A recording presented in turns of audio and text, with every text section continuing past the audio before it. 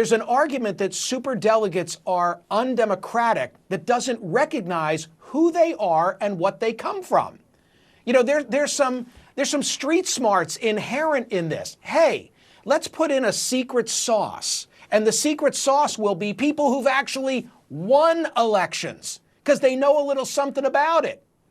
And so if you've got this populist movement in the country that nominates someone who can't win a general election, we've got the wisdom of the party elders whose own names have been on the line to hold back the masses and say, wait a minute, this may go the way of McGovern.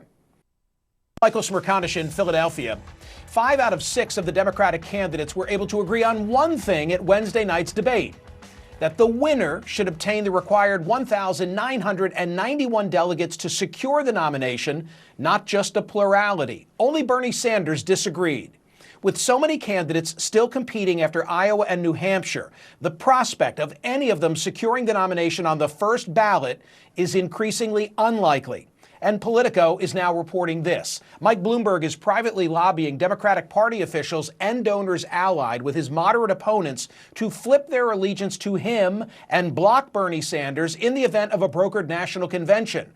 The effort, largely executed by Bloomberg's senior state-level advisors in recent weeks, attempts to prime Bloomberg for a second ballot contest at the Democratic National Convention in July by poaching supporters of Joe Biden and other moderate Democrats, according to 2 Democratic strategists familiar with the talks and unaffiliated with Bloomberg. So, get ready to hear a lot about superdelegates, an informal term for the position by which party leaders and elected officials are guaranteed an unbound delegate role at their convention. It's a uniquely Democratic Party phenomenon, and its origins lie in trying to offset populist nominations that can't win general elections. The intent is candidate quality control through a form of peer review.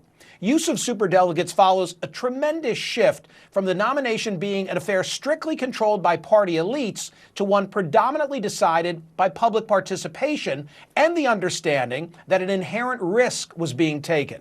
Party leaders feared their own voters nominating a disastrous general election choice. And so superdelegates were created to mitigate this risk as a hedge against a populist surge that would not survive a general election. The thinking was that with more political experience, understanding of the competition, and concern for the long-term success of the party, elected officials and party leaders, the 2 forms of superdelegates, should maintain a say in the nomination. The debate moved from the theoretical to the practical after grassroots nominee George McGovern was blown out in the 1972 election, winning only 17 of the 538 electoral votes against Richard Nixon. An often repeated criticism of superdelegates is that their participation is undemocratic. But is that really the case? Thought of one way, these unpledged delegates actually function as a means of preserving maximum voter participation and enhancing the level of competition in the general election. The majority of superdelegates are themselves elected. Most are current or former members of Congress. They're senators, they are governors, they are mayors who were selected based on their elected position. Those who were not have instead served in some significant leadership role within the Democratic Party to warrant the position. Superdelegates themselves have succeeded in mass elections. They've served diverse constituencies. They've been with the Democratic Party for an extended period of time or some combination of these traits. It's as a result of these positions that they represent the nomination choice of constituents. This year, superdelegates won't have a say until the second ballot. That's a change instituted after the last convention, which followed a primary in which superdelegates overwhelmingly sided with Hillary Clinton and against Bernie Sanders. Now there are concerns over Bernie's prospects in a general election against Trump that is placing renewed emphasis on what superdelegates might do on a second ballot in Milwaukee. But here's something else to consider. Sometimes the collective wisdom of the party establishment is wrong. As Nate Silver pointed out in the last cycle, if 2016's Republican nomination were contested under Democratic delegate rules, Donald Trump would have found it almost impossible to get a majority of delegates, and a floor fight in Cleveland would have been inevitable. Instead, he won an improbable victory. Donald Trump may be Bernie Sanders' best argument. I want to know what you think. Go to the website at smerconish.com. Answer today's survey question, which asks, should Democrats nominate the candidate who arrives at the July convention with the most delegates, even if it's not the required majority? Joining me now is Ron Brownstein, senior editor at The Atlantic, where he recently wrote this piece, Democrats went after the wrong guy. Bernie Sanders is the frontrunner, but his opponents still aren't treating him like one. Hey, Ron, I read the piece with interest. What explains why they avoided Sanders and trained all their political weaponry on Mike Bloomberg? By the way, first of all, good morning, Michael. I wrote also last week exactly your question. I believe that is going to be the central question facing Democrats in the weeks ahead. Do they have to nominate someone who arrives with a plurality but not a majority? Look, I think this goes all the way back to 2016. I mean, you've had a view in the Democratic Party that Bernie Sanders' support is capped, that it's ultimately too small to win, and that as a result, their principal goal is to maneuver to be the last person standing against him on the theory that then you would have a majority of the party with him. The problem with that theory was demonstrated both by Trump in 2016 and by what we are seeing now, which is that it is not guaranteed that even if a candidate has a majority of the party that is skeptical of him, that majority will ever coalesce behind a single candidate. And even though the Democratic rules are not as favorable to a frontrunner as the Republican rules, the reality remains that you can win a higher share of delegates than your share of the vote as long as your opposition is divided and many of those candidates don't reach the 15% threshold of the vote you need to obtain any delegates. That's a really important point. Let's make sure that everybody understands it. In other words, that vote, that lower than threshold vote, then gets folded in with that which exceeded the threshold and could, in this instance, inure to Sanders' benefit. Right. So Democrats allocate delegates based on the results in individual congressional districts as well as statewide. And only people who reach 15% of the vote are counted in the way those delegates are allocated, both at the district and state level. So if you just take one example, if you have a congressional district where Bernie Sanders gets 30% of the vote, Joe Biden gets 20, and nobody else gets 15, it's only that 30 and 20 that go in. So with 30% of the vote, Bernie Sanders would get 60% of the delegates. And so, that is why many Democrats fear that if Sanders kind of goes into Super Tuesday with a head of steam and the center does not consolidate, the muddle in the middle does not resolve more, he could emerge with a lead that is insuperable on delegates all the way through Milwaukee. What he may not be able to do, however, is obtain a majority of delegates without expanding his support beyond the roughly 1/4 to 1/3 that we have seen in the results so far and in polling of the upcoming states. I recognize that we're only 2 states in. Today, Nevada becomes the 3rd. But in Ron Brownstein's crystal ball, does Bernie appear headed for a plurality, a majority, maybe neither?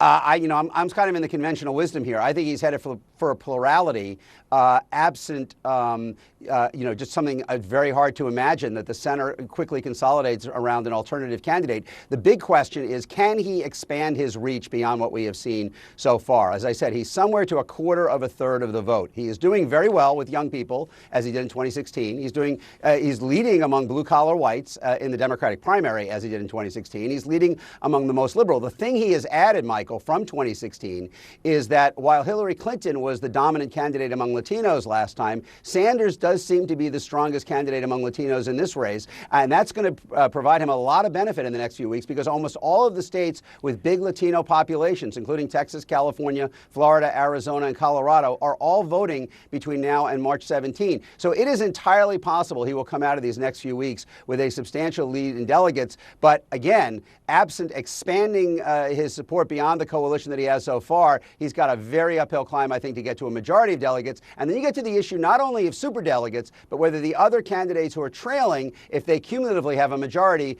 can come together at the convention in a way to deny him the nomination, and whether the party could sustain that kind of turmoil. So on that subject, which was also the focus of my opening commentary, let's put up on the screen what Senator Sanders tweeted and let everybody take a look at this, because from his perspective, it's a rather simplistic analysis. Here's a radical idea. The person with the most votes should be the Democratic nominee. Is it that simple, Ron? Well, he didn't say that in 2016, as you'll recall, right? I mean, when he said that the superdelegate should pick him because Hillary Clinton could not win the general election. Look, the rules are the rules, and all the other candidates, said at the debate stage, the rules are that someone has to get to a majority. Now, if Sanders gets close to a majority through the primary process, it's almost inevitable that support will drift toward him and that he will, end up as the nominee with all of the kind of roll of the dice that represents. The real question is, is there some sort of cutoff? I mean, in the mind of, but not only superdelegates, but the other candidates. If Sanders is at 40%, say, of the delegates, do you have to nominate him? If Buttigieg, Biden, and Bloomberg, say, combine for 55%, could they come together? I think it would be especially explosive to pick a nominee, however, who finished below the person with the most delegates. I think it's kind of harder to make that case. You do wonder if we get into this scenario where the Democrats will look towards someone who could be seen as possibly a unity candidate of some sort, who was not part of the whole process, understanding how difficult it is to parachute someone in. But you kind of wonder whether names like who has not been part of the process other than there are a few her, names, right? Sherrod Brown from Ohio is someone who's kind of a bridge between the moderates. I thought you were thinking Hillary. No, I'm not thinking Hillary. But look, I mean, all of that is very speculative. I think the core question Democrats are going to face is one they have not faced since 1952, which is, what do you do if someone arrives with a plurality but not a majority? Again, now, one other point that's worth noting, Donald Trump showed this in 2016. We saw it with Bill Clinton in 92, Dukakis in 88, Kerry in 04. If you are ahead, often the opposition collapses in the final third of the primary season. So it is possible that, if Sanders has a big enough lead, he could get to a majority. But right now, the trajectory, he is, if you look at all the polling that came out this week, he's still in the 25% range in many of these states that are coming up on Super Tuesday. And that, again, because of the rules we talked about, might be enough to give him a delegate lead, but it doesn't show that the resistance in the party, the concern in the party is breaking down. But again, as in 2016, Trump was in a very similar situation for a while. Unless that resistance coalesces to a greater extent than it has so far, he will have kind of the upper hand in the delegate race. Ron, that was excellent. You have framed exactly where this thing stands. Thank you. Thank you, Michael. Today's Nevada caucus could be where Bernie Sanders establishes himself as the clear 2020 Democratic frontrunner. Back with me is Megan Messerly, political reporter for the Nevada Independent. Megan, thanks for being here. Is Nevada ready to tally this vote? That is the big question heading into today. I've been talking with volunteers and campaigns, and I think it's fair to say that tensions are high. Folks are cautiously optimistic. They want the process to work. They're hopeful the process will work and that we will have results today, but there's still a lot of questions. I was talking with some campaigns late last night. The campaigns have been sending, or the party has been sending rather, early vote data to them, just the names of folks that have early voted so they could kind of check them off their list and not have to do their, last minute phone banking to them. And the campaigns had still not received that data as of about 11 p.m. last night. They were promised that data yesterday. And so, we have concerns about, is the data processed? Is it ready to go? Are we going to have those early vote totals at the caucus sites in order to have them counted the way they're supposed to be? So, folks are hopeful, but a little nervous, I would say. This is a bit of a hybrid system insofar as you've had 4 days of early voting, then today is the caucus. What if someone who voted early, I know there's been confusion about this, wrote, say, Bernie Sanders as their 1, 2, and 3rd choice? Right. So that was actually a subject of much confusion through the caucus process or the early vote process. Folks were not sure if they had to choose 3 different candidates or if they could vote, say, Bernie across the ballot. A memo released by the party made it clear that those ballots where you chose the same candidate 3 times would still be counted. But essentially, it would be the same as if you left the caucus, right? This happens in the actual caucus room process where you align in support of one candidate and then you ultimately do not stick around to realign in support of a second candidate if your first choice is not viable. So it would essentially be counted the same way in the process. So it's not like your vote goes somewhere else or goes to another candidate or gets automatically selected. It just means that those folks who chose to early vote for the same candidate 3 times, their second choice vote won't go anywhere. Senator Sanders lost to Secretary Clinton by 5.4% of the vote in the last cycle. That was viewed as a victory of sorts because he was expected to lose by double digits. You correct me if I'm wrong. So he's the presumptive front runner today, tonight. Is this a battle for number 2 as you see it from the ground? Oh, it definitely is. Like you mentioned, Bernie Sanders had, so much momentum behind him here in 2016. I think more than anyone anticipated him to have. He was 20, 30, 40 points behind Hillary Clinton in the polls in 2016 and the months leading up to Nevada's caucus. Then, as you mentioned, only finished about 5 points. But it was a victory for him, and he's had that grassroots energy and enthusiasm going into this caucus. He has a strong team on the ground, 250 plus staffers, much bigger than any other campaign staffers. As far as second place, I think you're right there, Michael. This is a battle for second. Stakes are high for some of the candidates. For instance, Joe Biden, who did not finish well in Iowa and New Hampshire, really needs a second place victory today in order to show that he can stay in this race. But a lot of other folks are clamoring for that as well. Pete Buttigieg obviously did well in Iowa and New Hampshire, would love to see a second place victory in Nevada to prove that he has support among voters of color. Elizabeth Warren, who had a middling performance in the first 2 states, would love that second place as well to prove that she has the staying power in this race, but we really have no idea how that's going to shape up today. The only thing we know for sure is that you have a long day ahead of you. Thank you so much for coming back. Thank you, Michael. Thanks, Megan. What are your thoughts? Tweet me at Smerconish. Go to my Facebook page. I will read some responses throughout the course of the program. From Twitter, Smerconish, stop trying to justify super delegates. You are a corporate puppet. You don't even realize it. All right, I shouldn't be so dismissive, but come on, look how nasty that is. I'm a corporate puppet. Put that camera on me. I just want to make the point that there's an argument that superdelegates are undemocratic that doesn't recognize who they are and what they come from. There's some street smarts inherent in this. Hey, let's put in a secret sauce, and the secret sauce will be people who've actually won elections, because they know a little something about it. And so if you've got this populist movement in the country that nominates someone who can't win a general election, we've got the wisdom of the party elders whose own names have been on the line to hold back the masses and say, wait a minute, this may go the way of McGovern.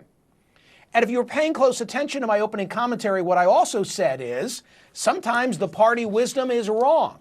Because if Republicans, I'll say it flat out, if Republicans had superdelegates in 2016, I don't think Donald Trump would have been the nominee.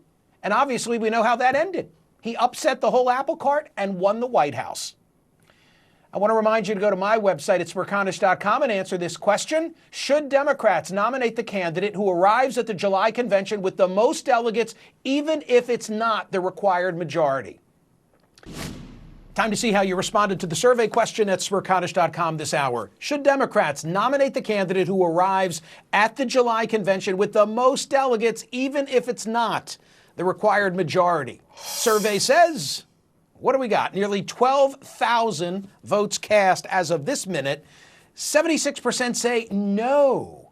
No, they should not give the nominee to the nomination to he or she with the most. They've got to play by the rules, essentially. Let the process play out. That was the answer given by 5 of 6 who were on that stage Wednesday night. Only Bernie will be disappointed in that result. What came in, Catherine, during the course of the program? Social media.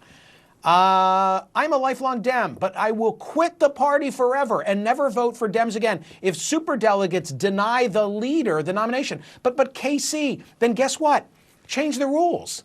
Then simply change the rules. The rules should then say whoever arrives at the convention with the most, right? Not a majority, but the most, a plurality could work. But that's not what the rules say.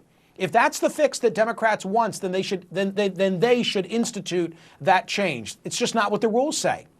And by the way, one other thought. Wait, hold on. What if you had 15 candidates? And what if the leader among the 15 were somebody with, I don't know, 22% of the vote? Would you say, well, that has to be our nominee? I don't think you would. Okay.